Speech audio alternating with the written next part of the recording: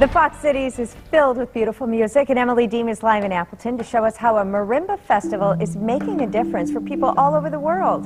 Good morning, Em. Morning, Rachel. Hi, everyone. We're coming to you live this morning from Lawrence Memorial Chapel. Listen to Nana playing the marimba, one instrument bringing people together from all over the world. And it's here at Lawrence University in Appleton. Nancy Zeltsman's here with me this morning for the Zeltsman Marimba Festival. It's underway. It kicked off on the 29th of June. This festival is bringing faculty and participants from all over. It's in its sixth year out here. Yeah, we love coming back to Appleton, and we consider it our home, even though we go now and then to other venues.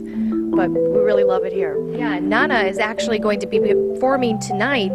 There are concerts that are open for the community to come and check out. Tell me about that. Yeah, tonight's concert here in Memorial Chapel is at 7:30, and it's featuring Alejandro Ruiz, who's here from Colombia, as well as Nana Mimura, who's here from Tokyo.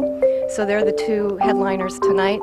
And both of them will also be involved in a concert on Saturday night at Stansbury Theater at Lawrence, which features all the faculty playing some really phenomenal music together. The featured piece is island music composed by Maestro Michael Tilson Thomas, who's the music director of the San Francisco Symphony, and doesn't compose all that much, but this one work of his is just absolutely extraordinary.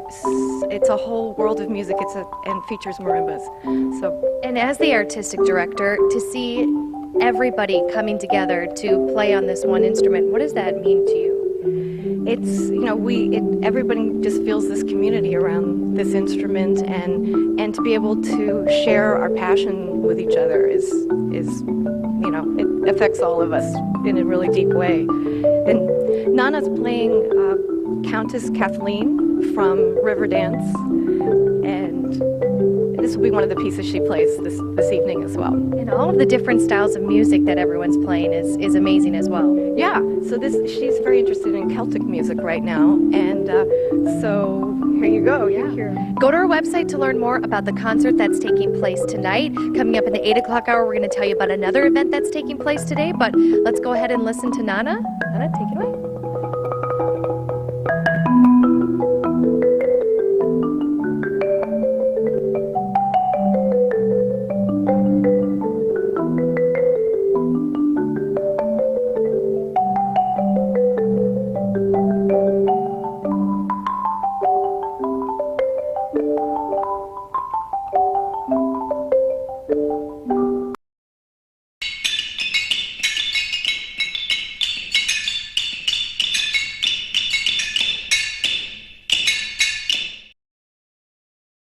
Today is February 7th, 2016. You're looking at episode 29 of At Percussion. I'm your host, Casey Cangelosi. With me, as always, are Megan Arns. Hello. Ben Charles. Hi, everybody. And Laurel Black. Hi. So, back again, we have our good dear friend, Mike Truesdell. It was such an awesome episode that the people demanded it, that he came back. They demanded that we double dip, so here he is. And Mike, you're in kind of an interesting location right now. Where are you and what are you doing? Well, currently I'm in Boston, Massachusetts at the home of Miss Nancy Zeltsman, and we are wrapping up with the 2015 Zeltsman Marimba Festival and just doing a wrap-up of all the logistical ideas and also trying to get ideas for future festivals and things like that. Can you give us an idea sort of what sort of things you would talk about, or any specifics? Because I imagine there's a whole lot that goes into running a festival that people like myself just don't think about. Right. There's a lot of behind-the-scenes work that starts very, very early. And as some people out there may have seen already, that there isn't a full-scale Zeltsman Marimba Festival that's happening this summer, but there is something that's ZMF on Tour, which is happening in Luxembourg this summer. So this is definitely a really great opportunity for people in the international community to really be involved with ZMF that may not be able to make it to the States, and also for people in the States to go and experience what it's like to have the Marimba Festival in an international scene. But the festival starts pretty much right after the summer ends. So usually we have the festival until the middle of July or the end of July, depending on the schedule, and we usually take about a month or so off after wrapping up, and then we're right back to the table. So what goes into it is we have to choose things like location is really important, and faculty, and as soon as we get those two ideas start to roll, then there's ideas of all the logistics involved at a specific location, going and meeting with people there, visiting the campus, and seeing what rooms are available, instruments, what it would take for us to really put on the festival on a large scale there. So you actually go scout a new location? Invariably, we have to be on site to really see what's going on. And even at the very beginning stages, if it's somewhere where neither one of us is going to be, then we usually know somebody in that location, and we have extensive pictures that need to be taken before we can make the trip out there. But yeah, we always do something where we go and visit on location to see how wide the doors are, how wide the hallways are, what it would take to do logistically, because for those of you who've been to ZMF before, you know that everything is measured down to the centimeter and the minute with the schedule, and and what's required to pull off something on that scale is really incredible, and a lot of those details are in the minds of Nancy and sometimes me and Dane Palmer, and it's a really awesome team to be a part of because all the T's get crossed, and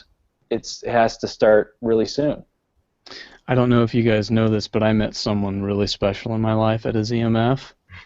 Mike Truesdell. And mine. Oh, and my wife, Laurel Black, by the way. Right. Yeah. You guys met at ZMF? Yeah. Yeah, it's actually really, it's very hard to describe to people because we'll say, we shared the same teacher. People ask, did you go to school together? And it's like, no, not really. We went to the same school, but at different times, not at the same time, but we met at the same festival, which is in a different state, but the same teacher. And so I just... Yeah, I didn't know that. I just assumed that you guys met.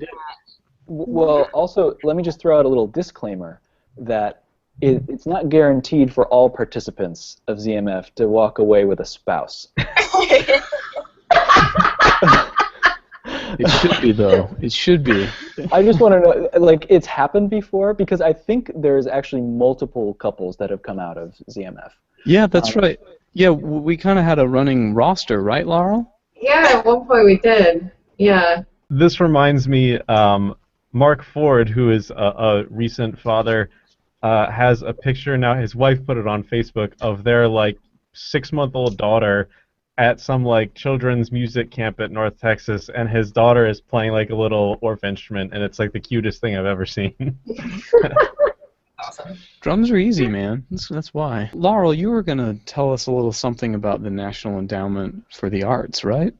Yeah. So I just in the last week or so, talking with a lot of people, and with a potential new chamber music partner, I was talking about commissioning or being part of a consortium, and she was like, I've never done either of those things. I was like, oh my goodness. Okay, well, and that just got me thinking about different organizations that can help you do that, and I'm sure everybody out there knows, but when you commission a piece, you're asking a composer to write a new piece for you or your ensemble, and the goal is that you give the premiere performance, and hopefully you can give the composer some kind of support in addition to performing, which is a kind of style of marketing their piece. And if you're part of a consortium, that means you've got a group of people that are all kind of banding their resources together to support a new piece of work. And for us, that's new music, but this happens in all different kinds of fields, even business and finance and theater and literature, everything like that. And usually you get performance rights or something. If you're part of the consortium, you get to perform it exclusively for the first year or so. But one of the largest organizations that helps to facilitate those kinds of projects is called the National Endowment for the Arts. And if you just type in arts.gov, it will take you there. Essentially, they're the nation's only arts funder to award grants in all 50 states and U.S. jurisdictions.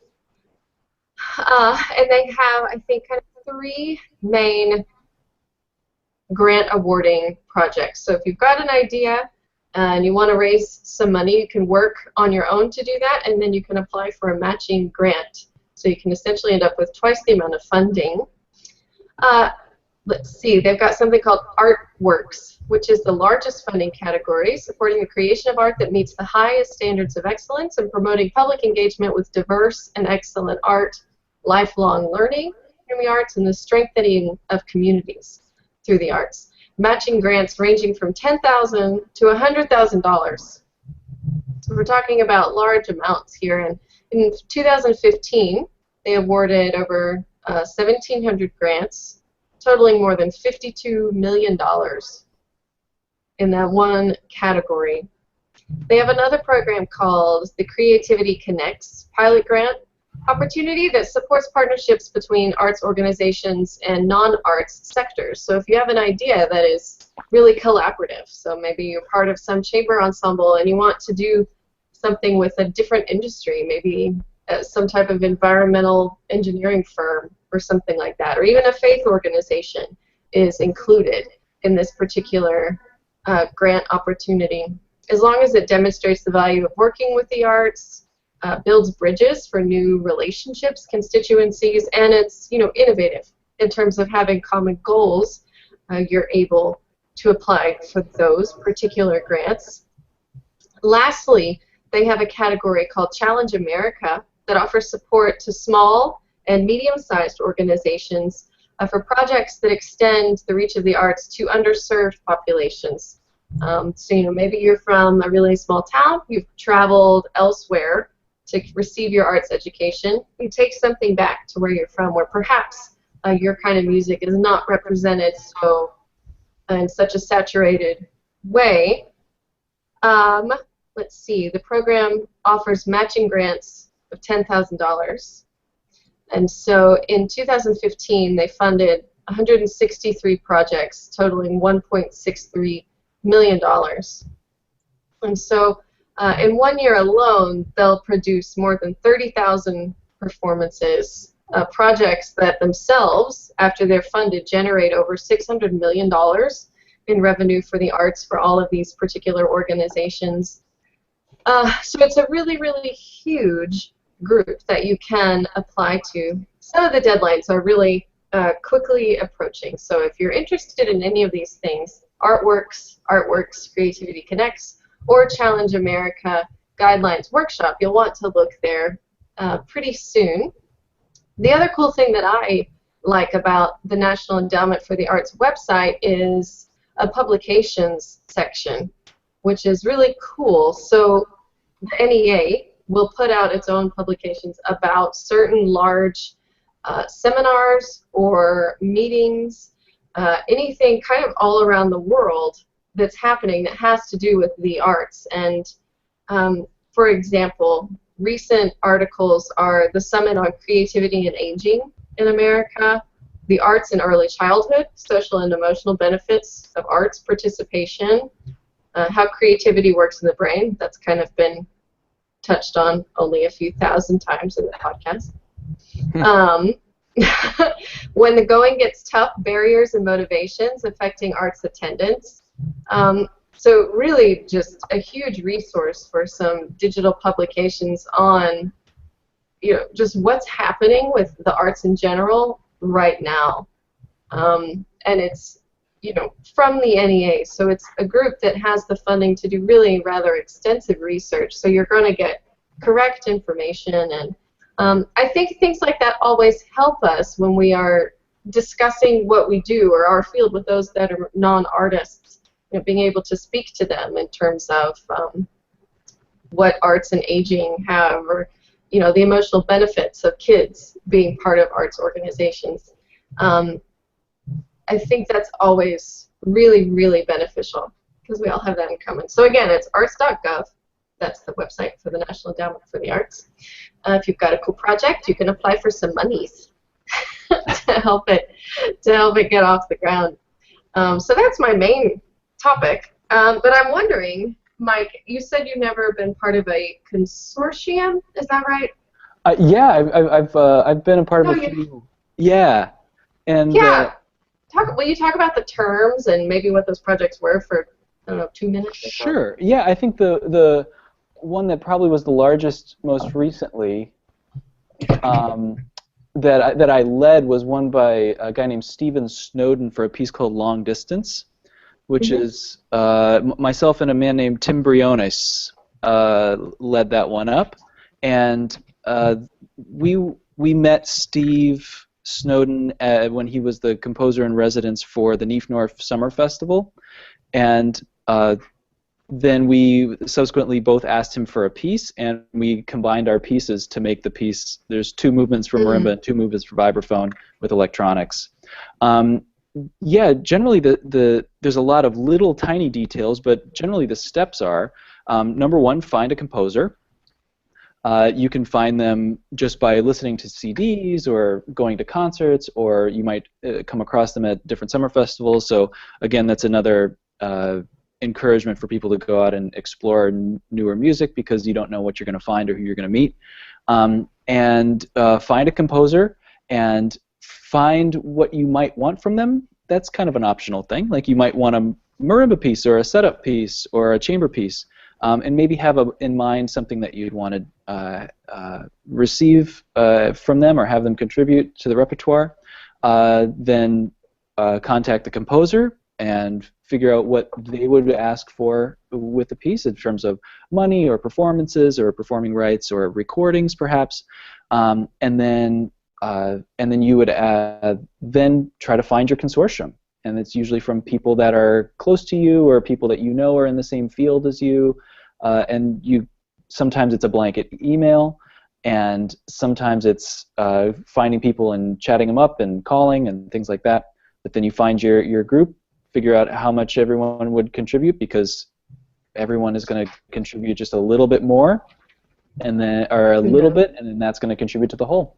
So then after that, it's just a matter of setting it all in pace and getting the final product done and recorded and out there in the world. And I feel like pieces like Ben Wallen's Hard-Boiled Capitalism and Steve Snowden's Long Distance are pieces that have started to get out in the world now, and I'm really proud of those commissions.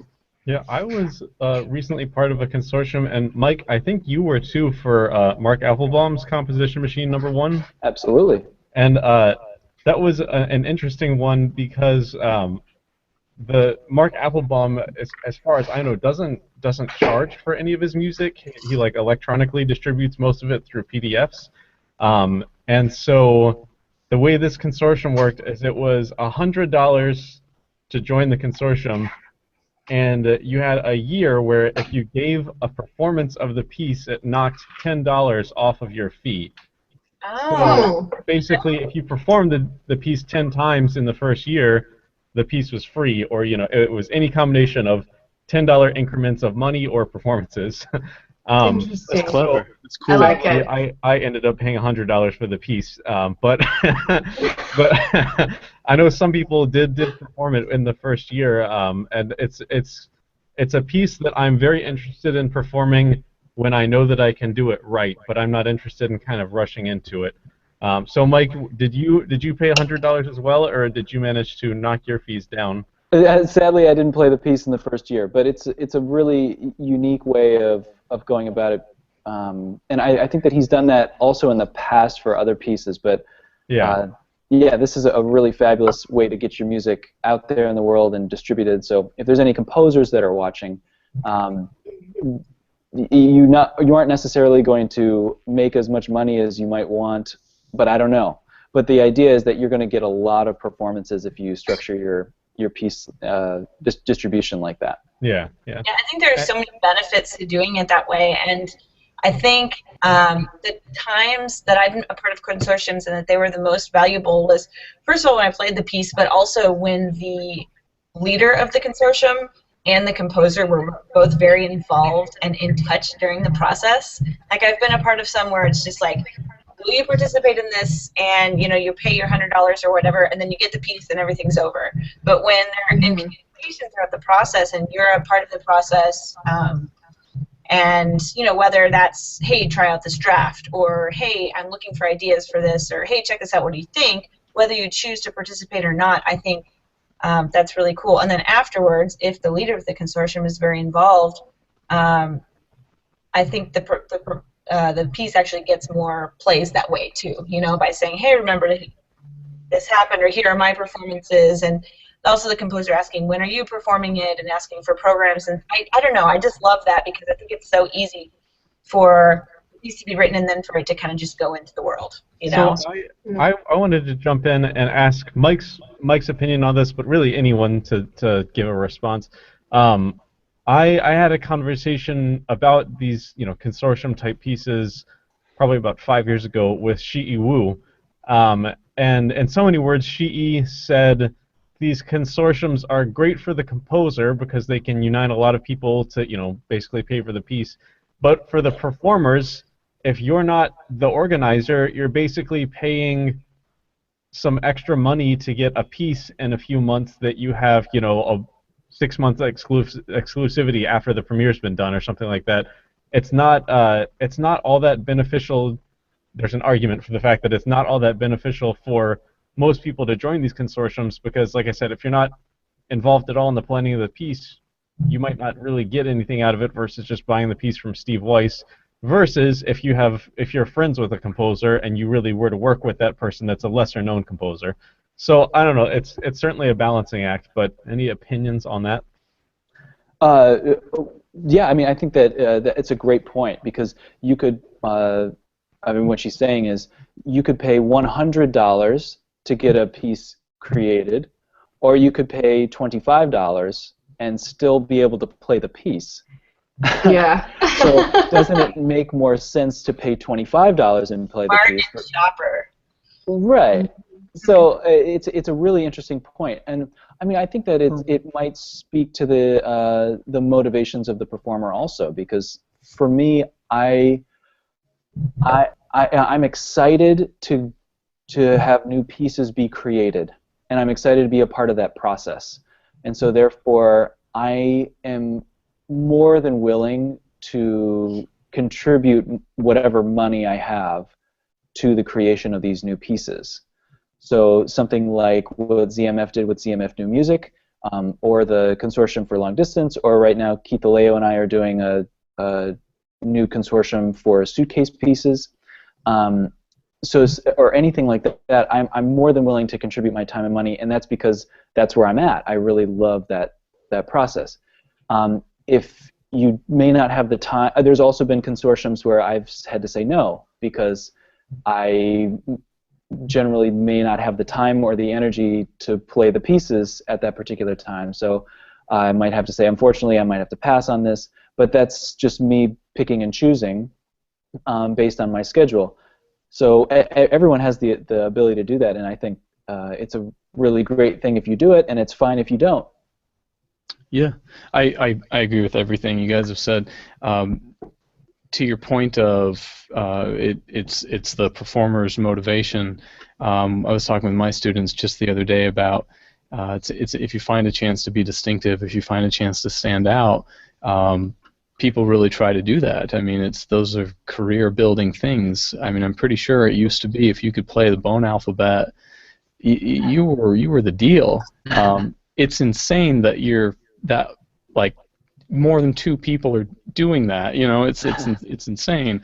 But that doesn't make you stand out anymore. And it used to be if you could play Safa, yeah, man, like you were really something. But like now, a lot of people play it. So I think also a good motivation is, well, this might be my opportunity to play something exclusive and have a great resume point and do something that not everyone else is already doing, and maybe that'll be my big career break. So I think, yeah, people see $100 versus $25 also helping them in that direction.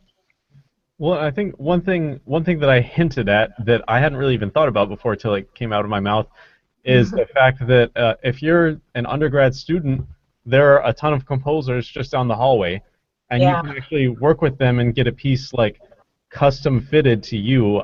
Like right now, I have a friend, a mutual friend with Laurel, that's writing a duo for me and my duo partner, and it's very specifically tailored to her marimba playing and my vibraphone playing, and like playing the piece, it actually feels easy for me because it's written so well for me. Whereas if someone else were to pick it up, I think it might be more difficult for them.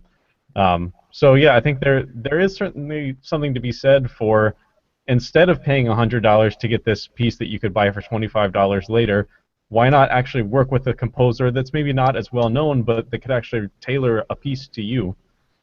It's way fun. We just rehearsed earlier today this new trio for by one of our faculty here at JMU, Jason Haney, piano vibes with wood sounds and trumpet solo, and it's just, man, just putting it together is so fun. Like, it's just so satisfying when you hear that just new thing. You know, it's really, really cool.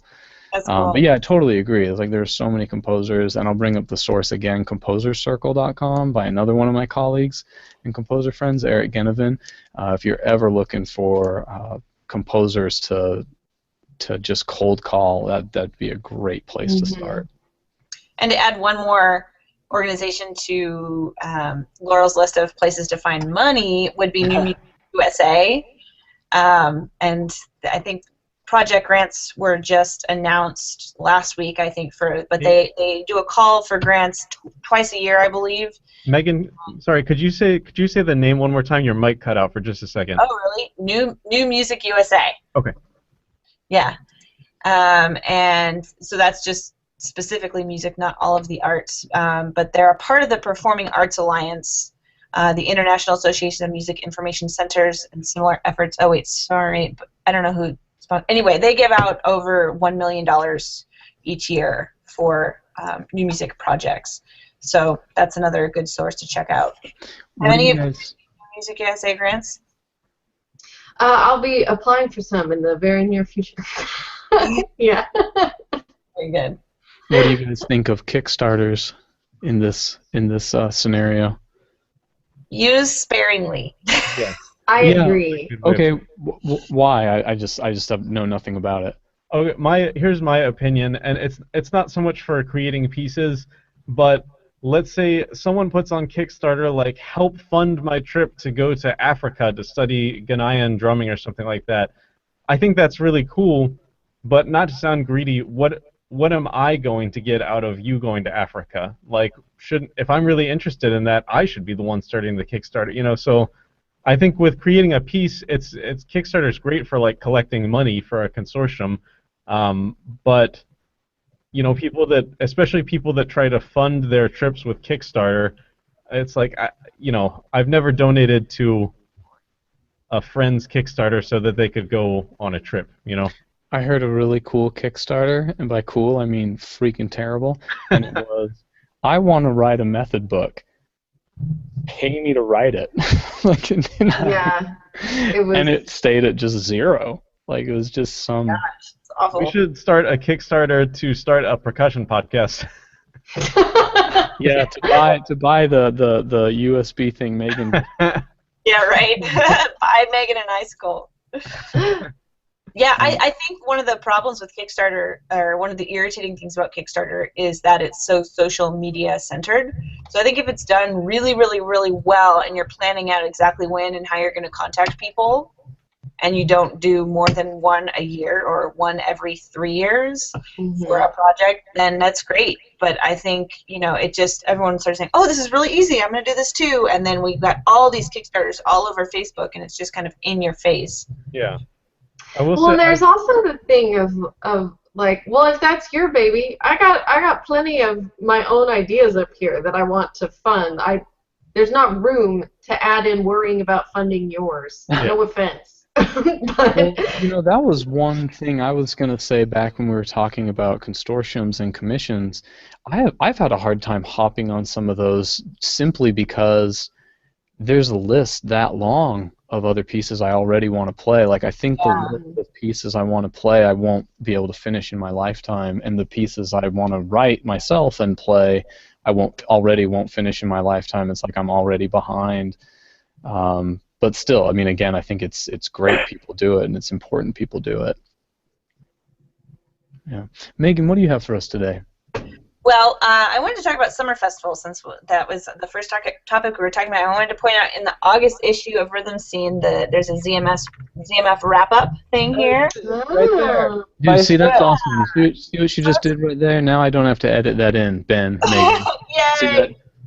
So if you're interested in reading more about what Mike was talking about, that article is really good. In the last issue, the February issue of Rhythm Scene, I put together a list of upcoming summer percussion festivals. Oh, great. And the reason I did this was because I found, and talking to other colleagues and friends, it seemed like, there are so many festivals out there, but there's no comprehensive list of at least a good idea of what's out there.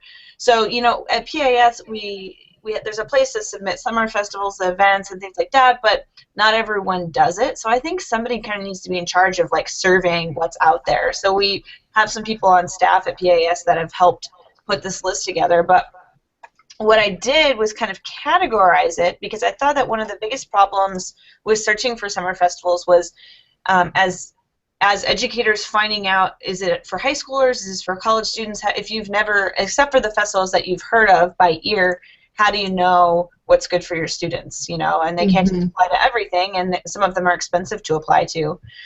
So, and what I knew was just from talking to other people, mostly, or finding out things in school. So what about a high school educator who hasn't done that? So we divided them into a high school section, and the categories were just general percussion, mallet, just specifically mallet percussion. I had a hard time with the orchestra stuff because a lot of orchestras have contemporary components to it or chamber components to it. So I tried to do kind of like contemporary chamber versus orchestra and chamber, assuming that chamber was a part of everything. Then jazz, just specifically jazz, world, and then high school or middle school. And also trade shows would be another category too. So you can check that out. I'm not going to list all of them here, of course, but there are lots of other great festivals with February 1st deadlines, so I didn't put those on, but things like the So Percussion Summer Festivals due February 1. What else? Aspen's due early, Bang on a Can's due early, Chautauqua, SOCI, Texas Music Festival, Youth Orchestra of the Americas. There's so much great stuff. So I'm going to try to start this, seeing how many February 1 deadlines there were, maybe start this December for next year. But yeah, check out that list. And what else did I say? I don't remember. Hey, anyway, go ahead. Oh, well, you're thinking, hey, Mike, have you ever noticed a ebb and flow with ZMF attendance? Do you ever think that other festivals are impacting enrollment? We haven't really figured out what the analytics are with that. I mean, I feel like some years we feel like we have to do different kinds of recruitment, because every summer festival is doing recruitment for sure. Some of them have such a long-standing tradition, like we think about Tanglewood or something, or the Verbier Festival, or whatever, those really strong standing ones. But they still are doing recruitment. So yeah, I've found that sometimes the years change, but I've never been able to lock it down to one thing or the other. I also have the feeling like, maybe it's because I've been there, but I feel like ZMF is a very unique festival. And there are other marimba festivals that take place around the world, and I haven't visited them all. But I think that ZMF is like a very unique atmosphere that happens there. It's a very intensive but familial atmosphere that we try to create, that everyone feels like they get 100% personal attention, and they get a chance to mingle with some of the great people in the fields of music. ZMF is rad. There's no doubt about it. Having been a student there and having been a faculty member there, Yeah, I kind of just want to go. Something I wanted to ask you, like if Laurel and I just showed up, would it be cool? Like, would we be escorted out, or would we have to pay? Like, could we just come hang out? We'd have to put you on the schedule, you know. No, no, no. Like, we don't want to. Nothing without being scheduled. I mean, we don't necessarily want to work. We don't want to get paid. We just kind of want to come, like, listen in, be there, because it is that cool of an environment. And I know both times I went, it was very different. It's just because the faculty were different, even though some of the faculty were the same. It was just always really, really cool. I keep telling students over and over and over, even without the knowledge of, okay, you haven't been to maybe these other festivals, but you've been to ZMF. I usually just say, like, dude, go to ZMF again. You know, like, cool. Thank you. I personally feel that good about it, you know. Oh, that's great. Yeah, well, we try to maintain just the best atmosphere there we can, for sure. Yeah. Yeah. That's awesome. Hey, can I add one more thing? Yeah. So I know that mail is kind of antiquated now, but like snail mail, but I think that posters for summer festivals are still a really good thing, and I do not receive very many of them in the mail. So if anyone's listening that's like running a summer festival or doing a summer festival, I think like maybe people already do this, but and probably just the big school, maybe just the big schools or Target or something, but I feel like I do not get many posters in the mail, and I do get emails, but if I forwarded every summer festival email to my students, they would go crazy, right? So I think in addition to having a list, like whatever, like I just got this in the mail for Interlochen. It's a beautiful, like kind of 2-page size color. I can't print in color here. So it's like just getting that and putting that on the board is so helpful. Dude, my door is just plastered, just plastered with all the things, and I'm so happy that we do this here at JMU. I don't know if y'all know who Mr. Stephen Hartke is. Yeah, definitely. Yeah, Stephen Hartke. I'm playing the percussion part on his piece called Gratis. But this is this is not really a summer festival. Obviously, this is coming up real quick. But we do this contemporary music festival here every year. Do you feel like you get a lot of summer festival posters though, Casey? Yeah. I have a lot. Okay. Yeah, my door is like. I think I'm just not popular. I get a fair amount too. Wow, I live in a hole. Wow, they sent it to Ben Charles even. I feel that with my undergrad institution. It's like every time I move, they know and send me something else. That's like, you're an alum. Guess what alums have to do? They have to donate back to the school. Yeah. Like, how the hell do you know where I am? I never told you. No, Peyton Manning has to donate back to the school. Exactly. Nobody else does. That's true. Yeah. I don't get that from Utah State, Laurel. Laurel at home, though, it's like, UT. Hey, you guys, there is a Facebook question for Mike, and it's pretty percussion specific, so I thought it was a good one. Is there anything you'd love to see more young percussionists or composers do in regards to sound exploration, performing, commissions, etc.? Do you feel anything lacking in recent percussion performances or repertoire? Is there anything you'd love to see or hear more of or less of? That's an enormously huge and awesome question. Yeah, thanks Carlos Johnson for the question. Oh, it's our boy Carlos. Yeah. Cool. Well, hi, Carlos. I think that the composers that I tend to gravitate towards, the ones that I feel like I connect with, maybe aren't necessarily always the ones whose music I would tell you that I like. It's weird to say, but I wouldn't necessarily say, maybe if somebody asked me what kind of music I like, I would say, well, I like this kind of music or whatever, and then it doesn't always work out that way with the composers that I end up commissioning, maybe, or whose composers I feel like I really connect with. The composers I feel like I like the most are the ones who really understand the way a particular instrument in percussion sounds, and they can utilize that sound to create larger connections and larger structures. So I feel like somebody who did this really well was Jacob Druckmann. I would think that Reflections on the Nature of Water is one of the all-time great pieces that we have. I think that's our best piece. It really is, and I really agree that it's in my top list for sure, because the way that he understood how the marimba at the high range played quickly in particular pitch order or whatever can mimic the sound of crystallizing ice for him, and how the low range of the marimba will ring, and how certain permutations can sound, and how it mirrors the way that he conceived of how nature of water, the natures of water.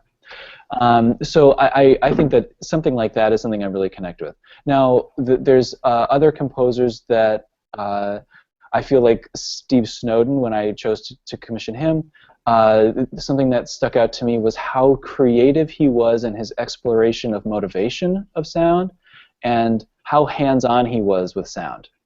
So, like, he really liked to be with an instrument and hold it, and that was his way of coming up with new and inventive ways of playing these instruments that we are completely gated by tradition, by how we're taught. Oh, well, we play this instrument like this, and you have to make sure that you play the snare drum this way, etc. And composers sometimes have a different view, which is really refreshing. Stravinsky actually was the same way. Stravinsky owned his own drums, and we saw how that turned out. Yeah, I had his own drum kit. Like he had like a Thomas Slingerland or yeah, it was a Vistalite. Yeah, a Vistalite. Right. That's what I was trying to do. Right. Yeah, it's him, and yeah, he got the idea actually from Bozio. Right, and because him and historically accurate. Yeah, because him and Steve Vai were like drinking buddies, right? Right. I mean, I have to go back to the timeline, but I think it's pretty close to that. Yeah, and him and Zappa were really tight. Right. Yeah, Zappa. Well, he was friends with his dad, I think. All right, Ben, go. No, I just wanted to say, adding to what Mike had to say. And I never really thought about it, how I think the reason that Reflections on the Nature of Water works so well is because Druckmann did understand how the instrument sounded and responded so well.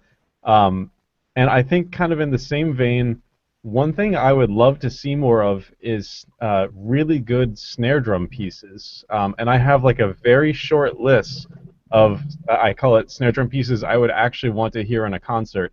And, you know, we have our snare drum etudes that we play and study very often, but they just, I don't think, carry very well to an audience in the concert hall. And I think it's really difficult to understand what a snare drum does sound like or what it does do, especially trying to explore new sounds on it. But there have certainly been a lot in recent years thanks to the Atlanta snare drum competition of new snare drum pieces. So that was my 2 cents on that one. I think the thing I would like to see more of is, I don't think it's the pieces at fault, and specifically with snare drum. I don't think it's the pieces. I think people need to learn how to perform. You see a lot of performances that are just that too, and you know they're playing the piece right, but they're not performing. You know. I will say that when I was in undergrad, there was a guy named Dustin Delling that was doing the Atlanta snare drum competition, and he did a solo snare drum recital. It was just him on stage with a snare drum on a little carpet, and it was really good. So I know it is possible to do that. Certainly. Yeah, that's probably my. I don't know if Carlos wanted me to answer this question or not, but I'm gonna. My issue with a lot of pieces right now, and it's interesting that we're going to talk to Mark Applebaum a week from today, is that there is this continuously moving towards a theatrical element without any type of consideration of what it means to incorporate those actions on a stage. And I feel like there's a lot of posing going on, like presentational acting. You know, if someone's like, and now I'm angry. Yeah. I'm gonna play mad at you. It's like, and now I'm throwing a ball against a cat or something, and now I'm doing this, and as if, but it doesn't. If there's not a deep understanding of like what does this represent, what is it doing, I feel like it's just kind of riding the wave of, oh, new music's kind of weird. See, it's so weird I had to throw a ball at a cat. And Casey disagrees with Laurel so much that he walked off. He just left. Out of Yeah. protest. Well, I was looking for a more score. I was looking for a score. Laurel, remember when we heard that snare drum piece back to back in Italy? Yeah. Mhm. It's not about the piece. It's about the performer. I mean, it's just. Yeah, I think it is. Yeah. I mean, you guys know a great performer can make anything just, really something. And, Yeah. and anyway, this piece is called a snare growls and he flies. Japanese composer, I don't remember the name, couldn't find it. But yeah, one performer was, it was one thing, and then another one was just like, I mean, It was like just, a different world. It was spectacular. It was really spectacular. Yeah, it was literally spectacular. And I'm with you. Something I would like to see is performers not skipping steps in the ladder. I feel like a lot of people kind of skip straight to super contemporary music, and they might have the chops to do it, but they don't have the like performance chops, as in like the maturity to really pull it off.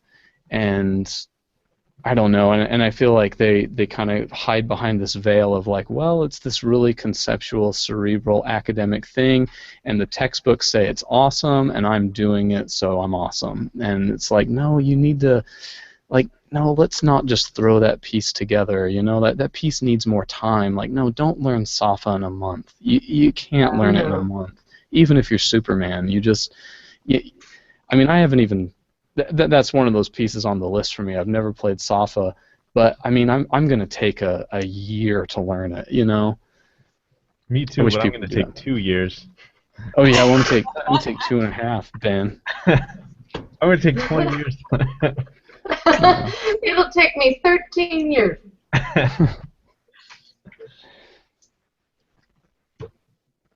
Great question, Carlos. Yeah. Yeah. Yeah, good job, Carlos. Yeah. What else? Come on, go. Megan didn't talk about it yet.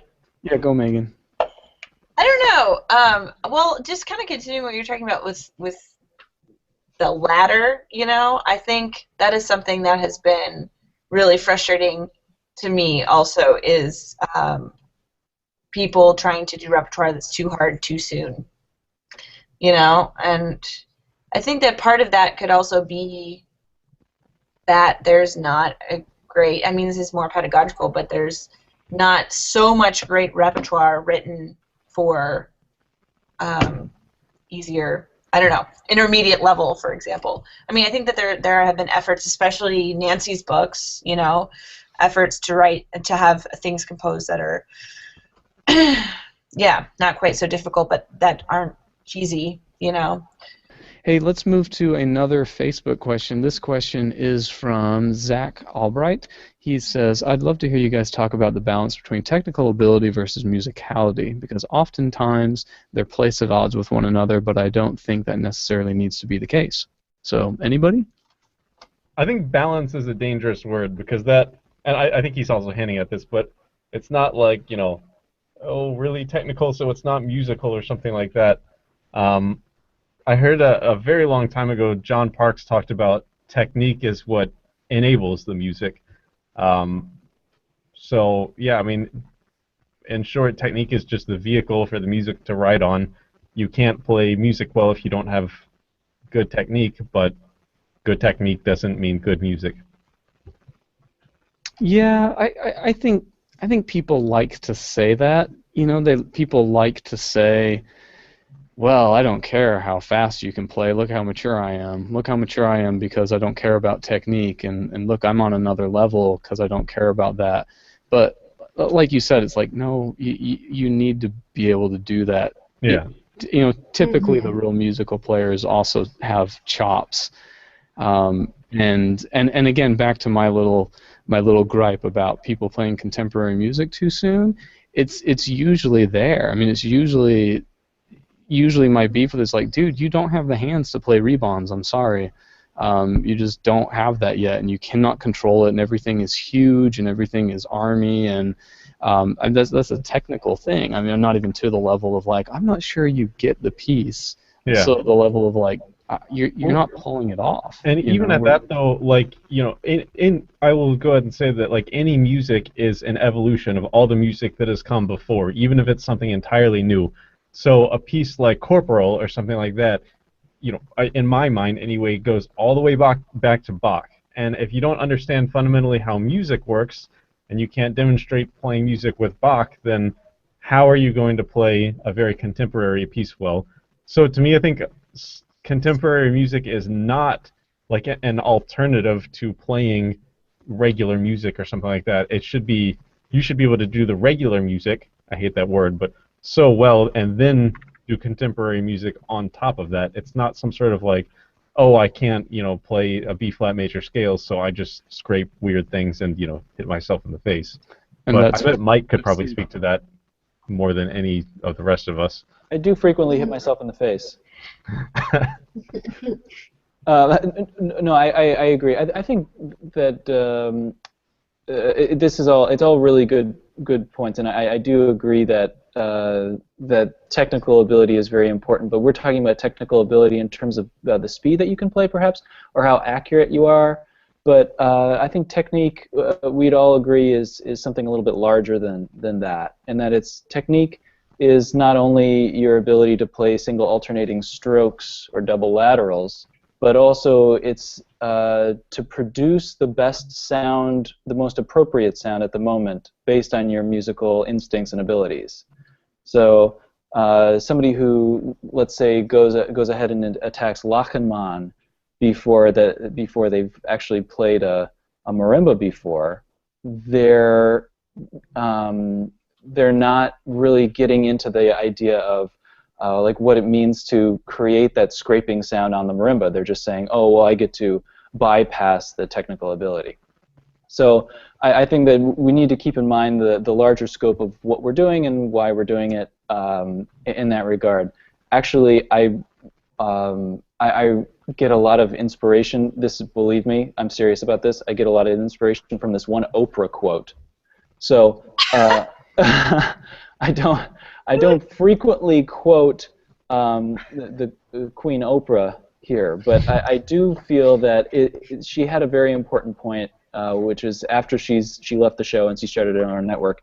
She said that it's important for everyone to do something spiritual for yourself every day, and that doesn't necessarily mean religious in one way or another. It just means something to enhance your spirit.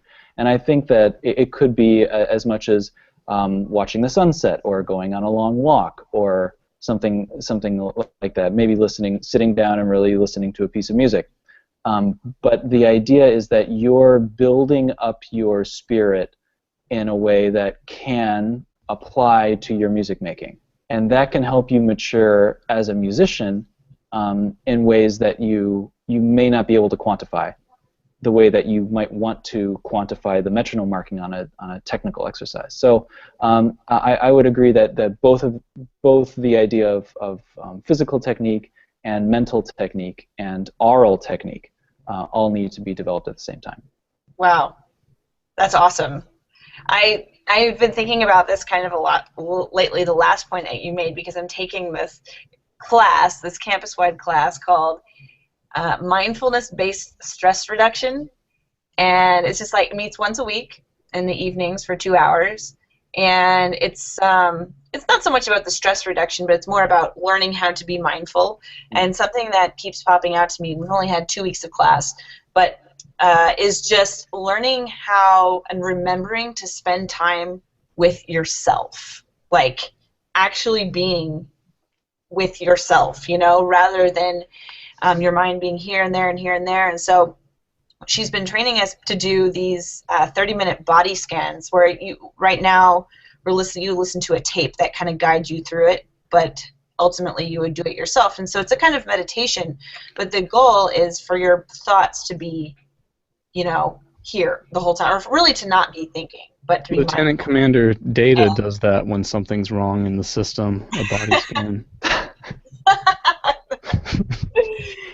my gosh. It Anyway, always works. He always finds the problem. just try that. Anyway, so, but constantly your thoughts wander, but bringing it back.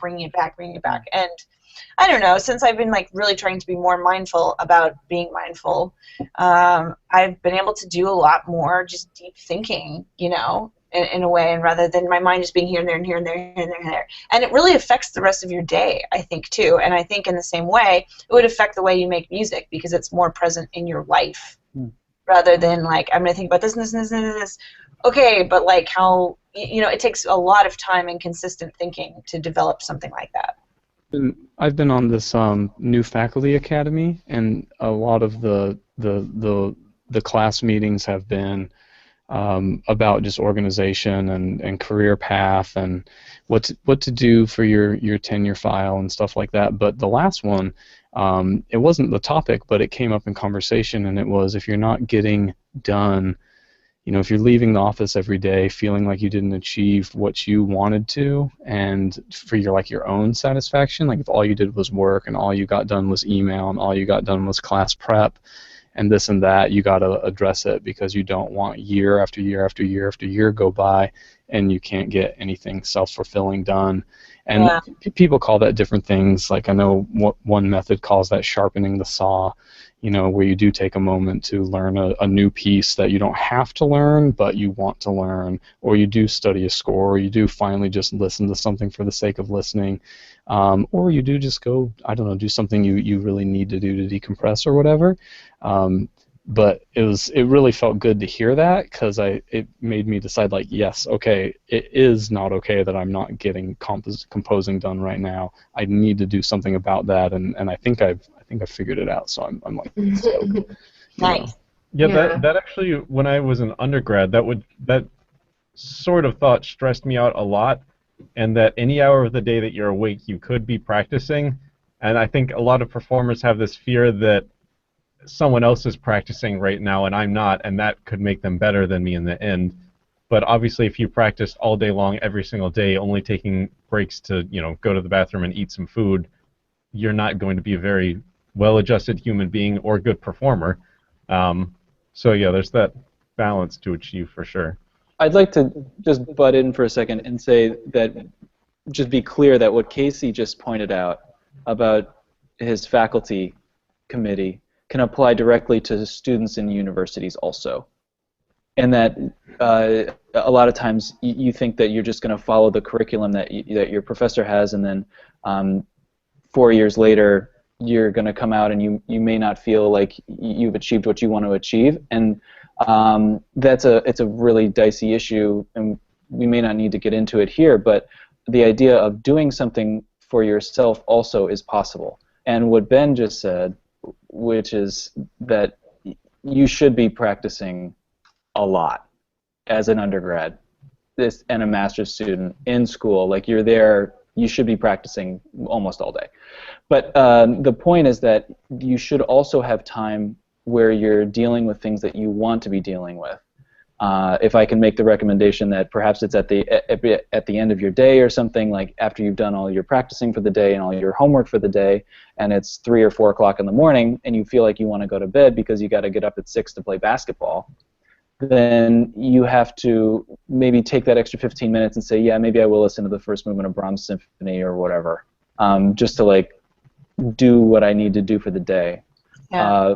Additionally, Jeff Bezos, who's the CEO of Amazon, I'm not sure if he still does this, but it was published a while ago that what he used to do was he would have his entire Friday morning blocked out just to think of inventive ideas for how he could progress the company.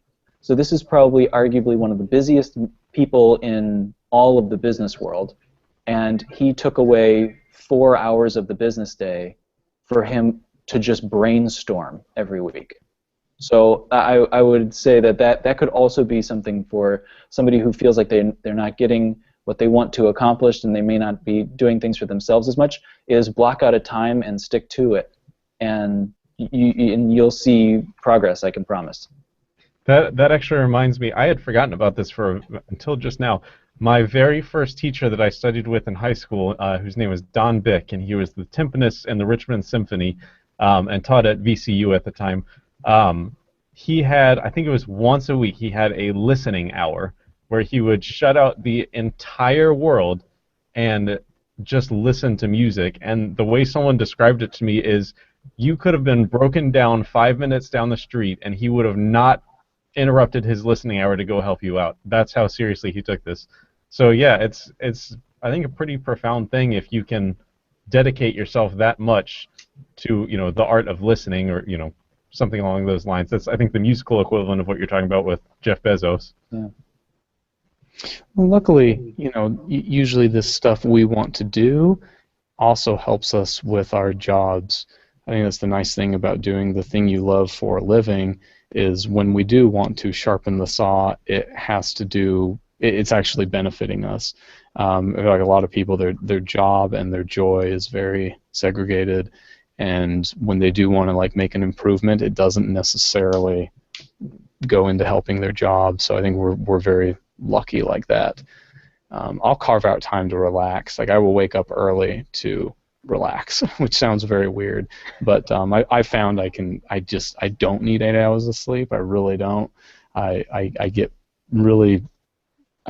do just fine with 6. That's more than enough. I can usually do 6, 6, 6, 6, 6. I can do 4, 6, 6, 5, blah blah blah blah, and then I'll have a catch-up day where I sleep 10 hours or something. But I feel perfectly fine doing that. And in some of those morning times, I do stuff that's very relaxing, and sometimes it's editing the podcast, and other times it is playing video games, and it just makes me happy. You edit this thing?